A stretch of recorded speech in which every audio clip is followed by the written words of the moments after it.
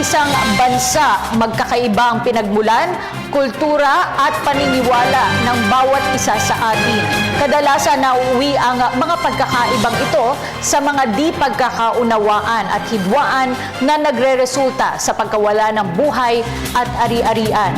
Ngunit sa kabila nito may mga munting tinig na patuloy na naniniwala na maaaring magkaisa sa kabila ng kaibahan tungo sa ganap na kapayapaan. Ang ulat mula kay Sweden Velado. Binubuo ng 7,107 isla, makulay ang kasaysayan ng Pilipinas.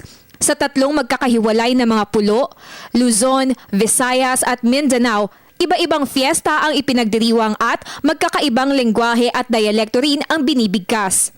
Kanya-kanyang kultura, kanya-kanya ring paniniwala. Bagay na malimit pagmula ng hindi pagkakaunawaan na minsay nauuwi sa digmaan, tulad na lang ng naganap na insidente sa Mamasapano, Maguindanao. Sa pakikipag-usap ko sa mga kabataang napiling lumahok sa Youth Southeast Asian Leaders Initiative, nakilala ko sila John at Claire. Kwento nila, I'm from Maguindanao talaga. So sa area namin, doon usually pumupunta yung mga evacuees. So nakikita mo talaga kung gaano sila na nasasaktan. Kasi syempre may namamatay silang mga kamag-anak during the wars.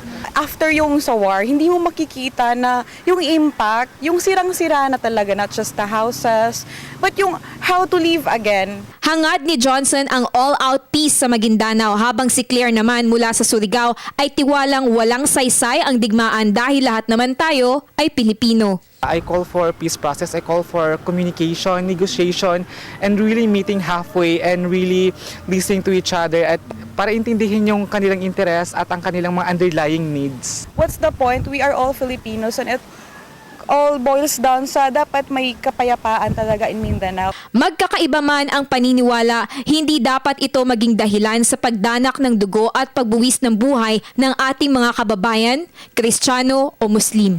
Ako po si Johnson Badawi, galing Maguindanao, isang Bangsamoro at ako ay para sa kapayapaan.